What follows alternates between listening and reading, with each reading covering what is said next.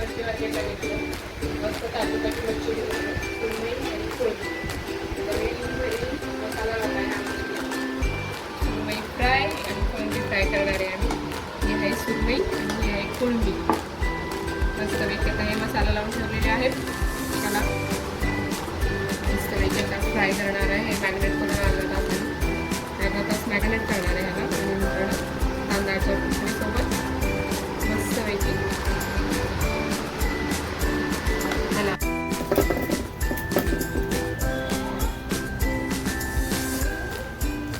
तेल गरम करायला ठेवलेलं आहे. आमच्या घरात जास्त करून थोडंसं ज्वारीचं पीठ टाकून फ्राय केलेली मच्छी आवडते. त्याच्यामुळे मी थोडं ज्वारीचं पीठ टाकलेलं आहे.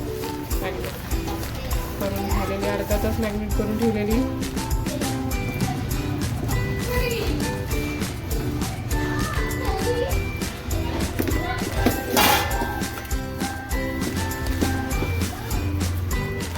कारण जास्त करून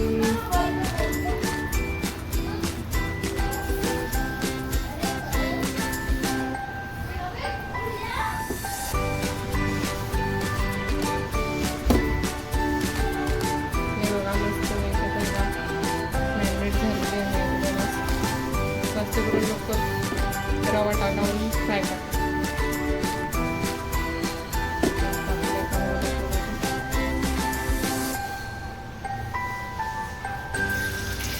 टाकलेलं आहे लोक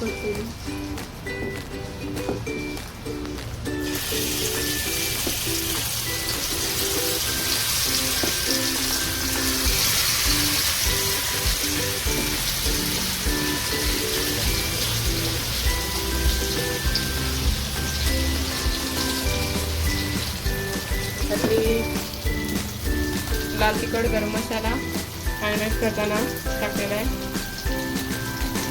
थोडंसं मीठ चवीनुसार आणि मटण मसाला, थोडीशी हळद.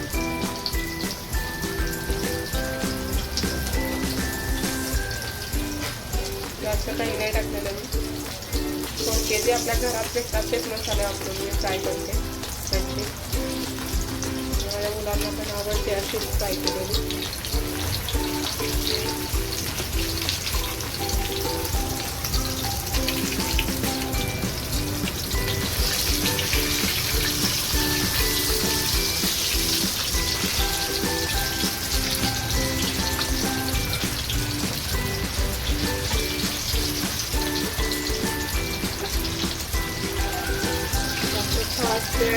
फ्राय केली तर ती परतते आणि आतून कच्ची होते.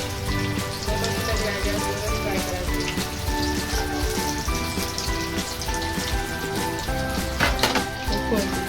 त्याला ही लाल तिखट, चवीनुसार मीठ, हळद, गरम मसाला, थोडासा मटण मसाला आणि हलकंसं धने पावडर एवढंच टाकून मॅरिनेट केलेलं आहे.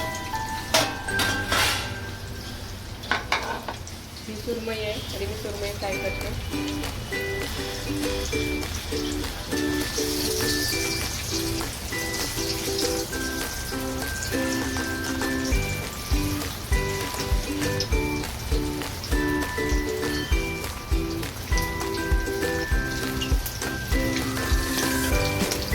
आपली मच्छी फ्राय झालेली आहे. चांगली गोल्डन कलर आलेला आहे. मच्छीला फ्राय झालेली आहे.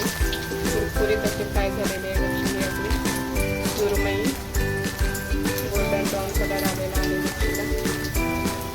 थोडा वेळ तव्याच्या कडेला ठेवलं. तेलाच्या साईडला तेल बाजूला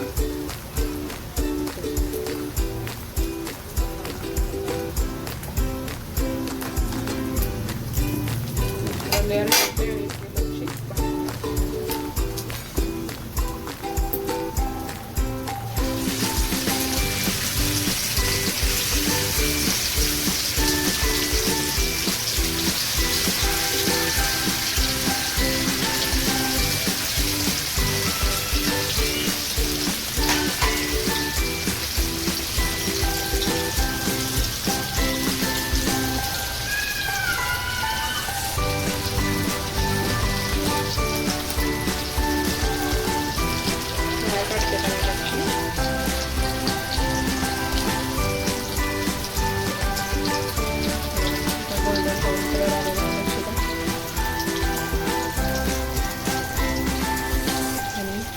तिखटपणा पण आलेला आहे.